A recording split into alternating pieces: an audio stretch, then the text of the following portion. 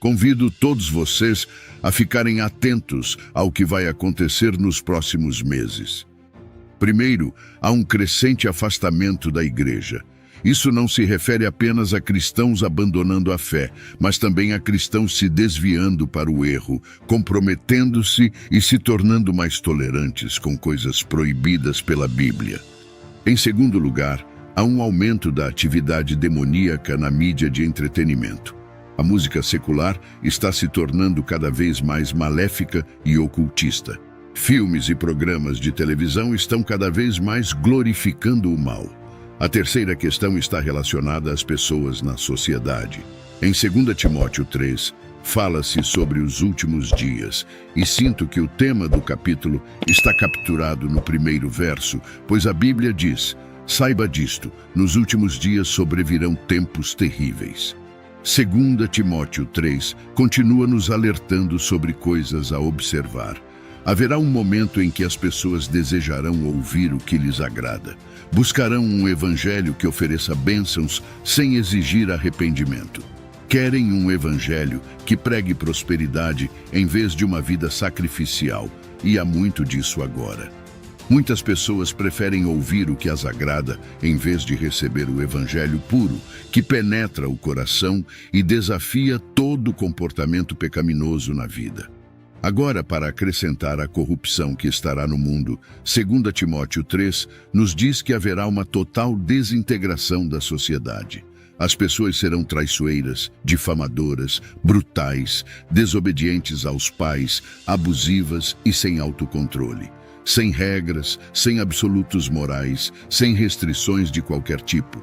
Cada um fará o que achar certo aos seus próprios olhos. E ai da pessoa que ousar questionar as escolhas de estilo de vida de outra. A partir do verso 5, diz que as pessoas terão uma forma de piedade, mas negarão o seu poder. Afaste-se de tais pessoas. Esta é a era dos rebeldes religiosos, homens e mulheres, que têm a aparência externa de piedade, mas em seus corações estão cheios de pecado e engano. Os rebeldes religiosos farão todas as perguntas certas, mas observe suas ações, pois seguirão todas as respostas erradas. Eles podem até citar as Escrituras, mas seus corações estarão longe de Deus e ainda mais longe de sua palavra. Portanto, para o cristão que está ouvindo, o que você deve fazer? Como sobreviverá às condições descritas em 2 Timóteo 3? Bem, o capítulo termina nos versículos 16 e 17 dizendo: toda a Escritura é inspirada por Deus e útil para o ensino, para a repreensão, para a correção e para a instrução na justiça, a fim de que o homem de Deus seja perfeito e perfeitamente preparado para toda boa obra. A verdade da palavra de Deus pode salvar, perdoar, justificar, santificar, purificar, transformar, regenerar, e um dia levará você todo o caminho para a casa no céu por toda a eternidade.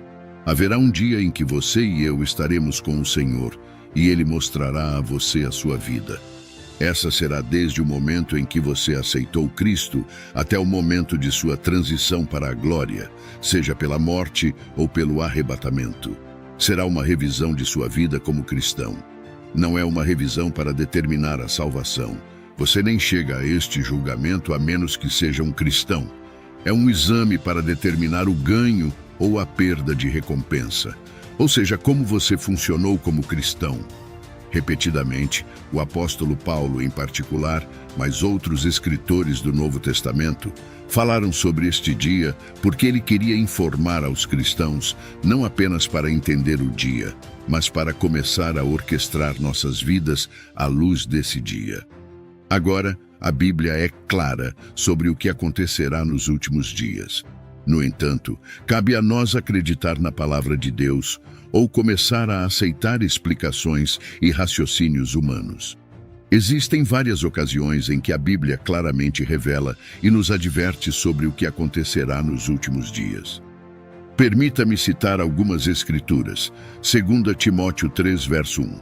Saiba também que nos últimos dias sobrevirão tempos difíceis. Outras traduções dizem que virão tempos perigosos, tempos de grande estresse e dificuldades, dias difíceis que serão difíceis de suportar. No entanto, eu gostaria de focar especialmente em 1 Timóteo 4, verso 1, onde a Bíblia diz: o Espírito diz claramente que nos últimos tempos alguns abandonarão a fé e seguirão espíritos enganadores e doutrinas de demônios. Você consegue compreender o que a Bíblia está nos dizendo nesse trecho? Nos últimos dias, como mencionado na Bíblia, homens e mulheres que antes estavam na igreja se afastarão da fé. Indivíduos que antes acreditavam abandonarão a fé. E isso ocorrerá devido a espíritos enganosos e doutrinas de demônios. Vamos fazer uma pausa por um momento e refletir sobre o que acabamos de ler. Conforme 2 Timóteo 3, verso 1, haverá tempos difíceis. Segundo 1 Timóteo 4, verso 1, as pessoas se afastarão e abandonarão a fé. E agora, de acordo com 2 Pedro 3, versos 3 e 4, a Bíblia diz: sabendo primeiro isto, que nos últimos dias virão escarnecedores, andando segundo as suas próprias concupiscências e dizendo: onde está a promessa da sua vinda? Porque desde que os pais dormiram, todas as coisas permanecem como desde o princípio da criação. As pessoas zombarão dos filhos de Deus, questionarão sobre a vinda de Cristo, seguirão suas próprias concupiscências e desprezarão a palavra de Deus. Diante de todas essas situações, com o cumprimento dessas profecias, como filhos de Deus, o que devemos fazer? Ao observar o mundo hoje, percebemos que vivemos em tempos difíceis, com pessoas ao redor do mundo enfrentando desafios como condições climáticas extremas e desastres naturais, terremotos, inundações e fomes. Todas essas coisas foram profetizadas na Bíblia. Entretanto, nestes últimos dias dos quais estamos falando, quero encorajá-lo como crente. Não há necessidade de vivermos com medo, pois a Bíblia nos diz em Atos 2, verso 17: e nos últimos dias acontecerá, diz Deus, que do meu espírito derramarei sobre toda a carne, e os vossos filhos e as vossas filhas profetizarão. Os vossos jovens terão visões e os vossos velhos sonharão sonhos. A Bíblia também declara em Tito 2, verso 13: aguardando a bem-aventurada esperança e o aparecimento da glória do grande Deus e nosso Salvador Jesus Cristo. Santos, temos uma esperança abençoada. O retorno do nosso Senhor é a bendita esperança que temos como seus filhos. Portanto, não fique desanimado, não se desencoraje em relação aos eventos deste mundo. Pelo contrário, mantenha seus olhos em Jesus. Mantenha seus olhos fixos em Jesus Cristo. À medida que vemos cada vez mais manchetes sobre uma sociedade sem dinheiro em espécie, a próxima pandemia global, tumultos civis e rumores de guerra. À medida que ouvimos como algumas músicas se tornam cada vez mais pervertidas e vemos os padrões de moralidade escorregando neste mundo, gostaria de compartilhar algumas mensagens sobre os últimos dias de alguns pregadores que impactaram minha vida. Oro para que isso reconcentre sua mente em Deus e o encoraje a meditar na palavra de Deus. No final de seu sermão, enquanto conduzia um apelo ao altar e instava as pessoas a se arrependerem e se voltarem para Cristo, Derek Prince disse o seguinte: queridos amigos, estamos vivendo no meio de uma geração perversa, torta, imoral, desonesta e não confiável. Você precisa ser salvo disso. Você precisa sair disso. Você precisa ser mudado. Você precisa ser diferente. Eu sei que pessoas já vieram à frente esta manhã. Graças a Deus por todos que o fizeram. Mas se houver alguém aqui esta manhã, você nunca virou as costas para este mundo ímpio e esta geração ímpia. Você nunca saiu e fez um compromisso com Jesus. Quero dar a você uma última oportunidade para fazer isso. Não caia na armadilha do diabo. Salve-se desta geração perversa. Eu sei que há aqueles que precisam fazer isso. Não vamos esperar. esta pode ser sua última oportunidade. Você quer escapar da ira de Deus, dos julgamentos que estão caindo sobre uma nação que rejeita a Cristo.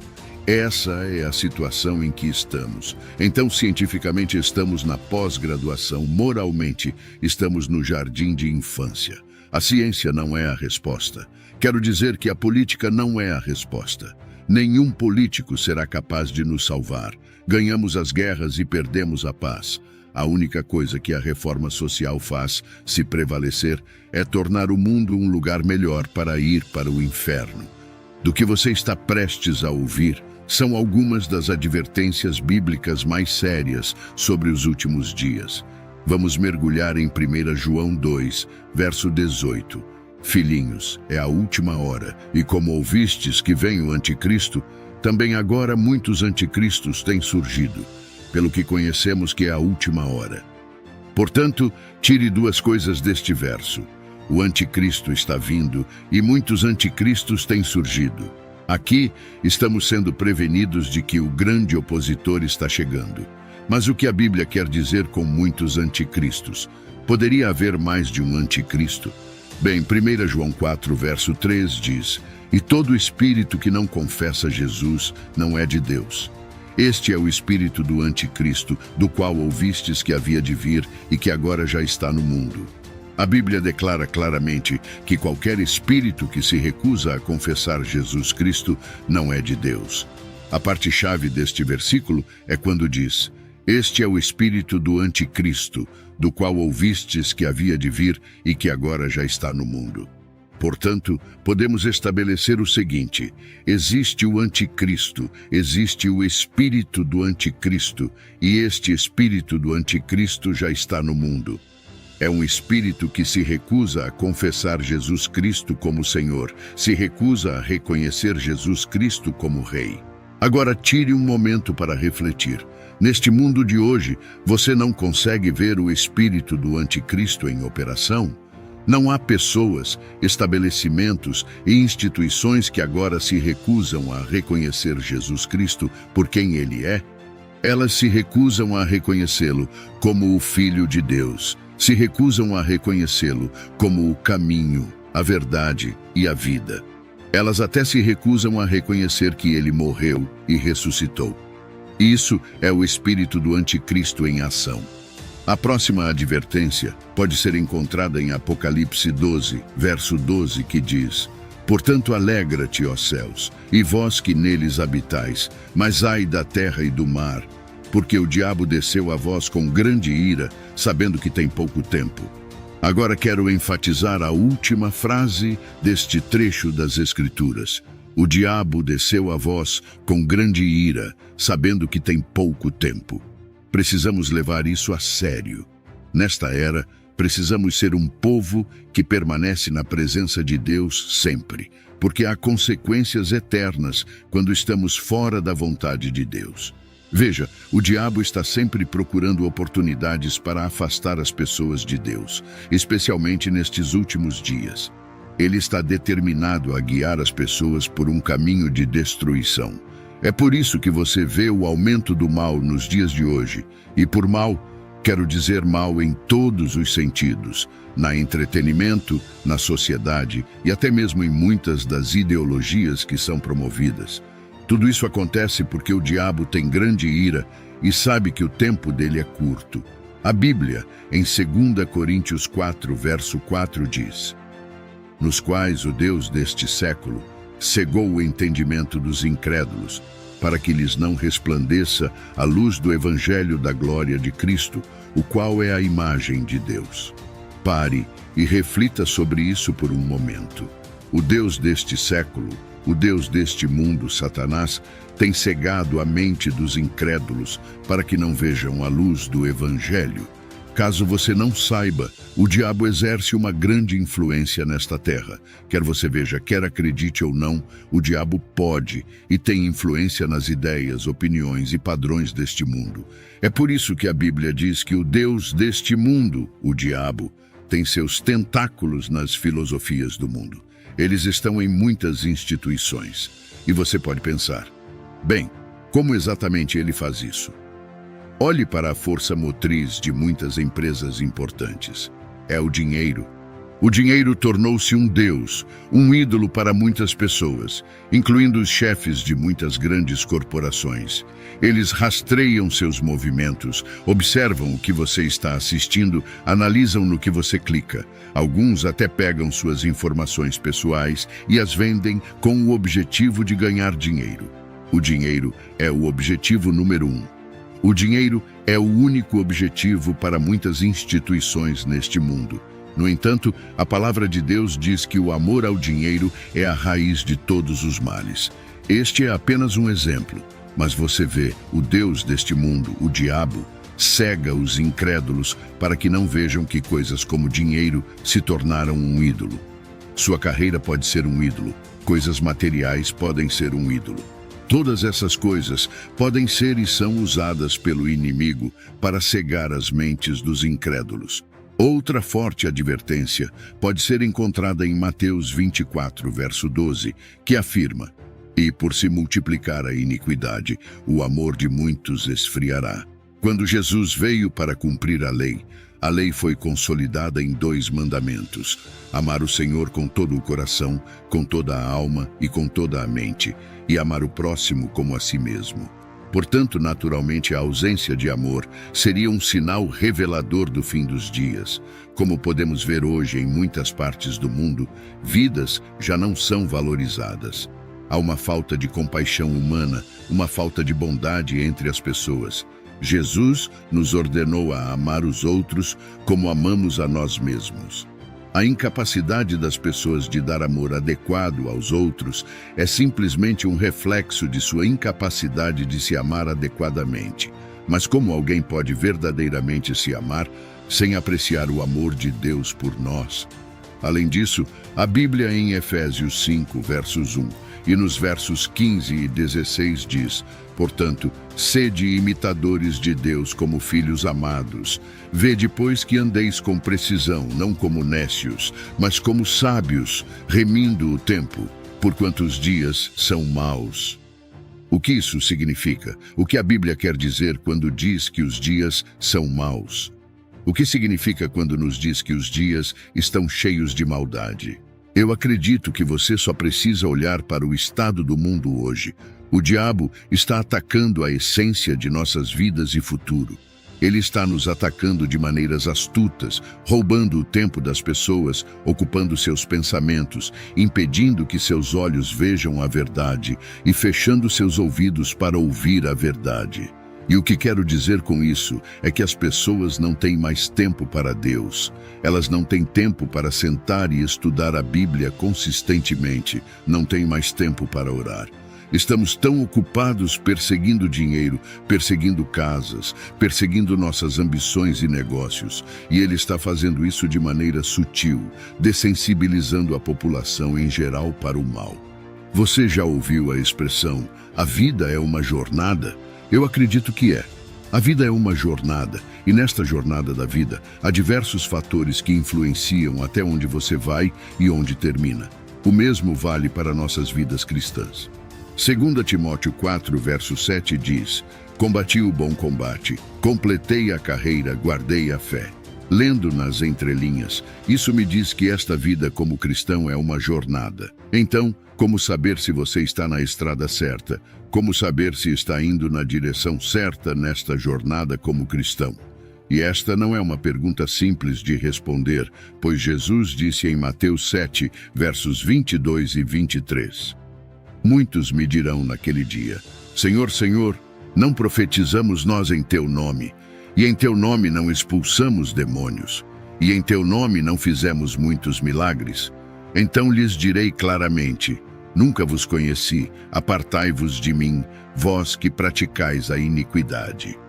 Isso me diz que muitas pessoas pensarão que estão indo na direção certa, mas estarão profundamente enganadas. Muitos pensarão que estão na estrada certa quando, na verdade, não poderiam estar mais longe da verdade. Então eu pergunto novamente: como você sabe que está indo na direção certa em relação ao seu relacionamento com Jesus Cristo? A triste realidade é que muitas pessoas nem reconheceriam os sinais que indicam que estão indo na direção errada. Bem, deixe-me dizer o que alguns dos sinais parecem quando você está no caminho errado. Um sinal claro pode ser encontrado em Romanos 1, verso 24.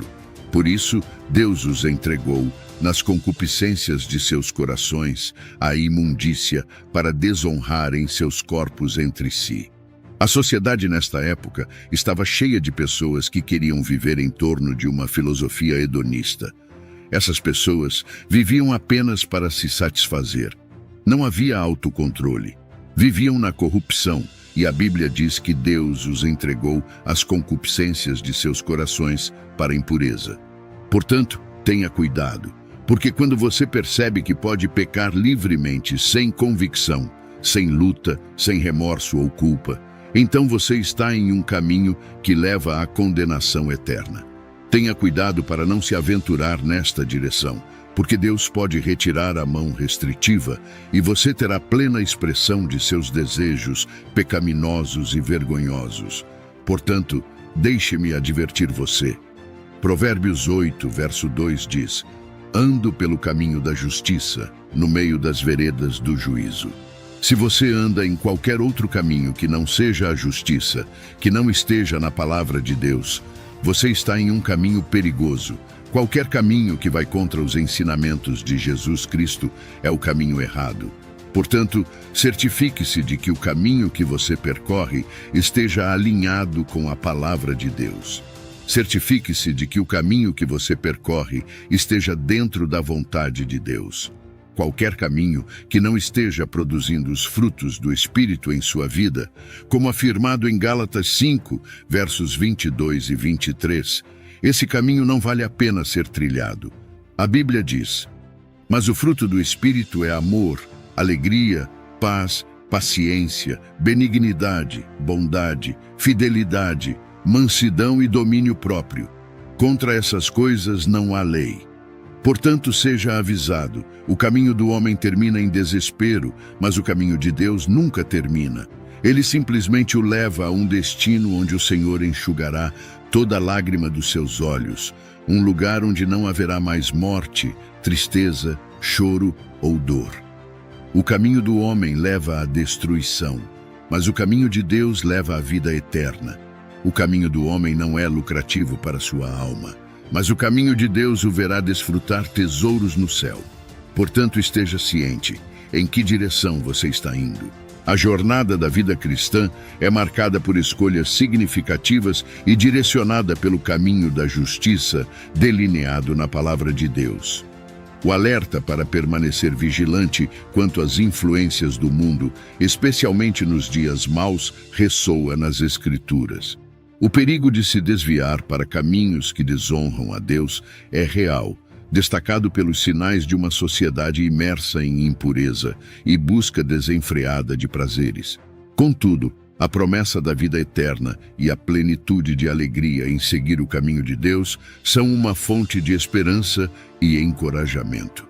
O chamado é claro: seguir o caminho da justiça, moldar nossas vidas de acordo com os princípios divinos e produzir os frutos do Espírito. Em um mundo onde os dias são caracterizados pela maldade, a busca pela santidade e pela verdade é mais vital do que nunca. O alerta para não ceder às tentações do mundo, para não ser desviado por prazeres temporários, é uma exortação essencial. Que a luz do Evangelho brilhe intensamente em nossas vidas, dissipando as trevas que buscam nos envolver. E hoje, se você deseja se reconciliar com nosso Salvador Jesus Cristo por ter se afastado dos caminhos ou quer iniciar uma nova jornada rumo à salvação eterna, comente aqui embaixo: eu te aceito, Senhor Jesus, como meu único e suficiente Senhor e Salvador da minha vida. Até a próxima!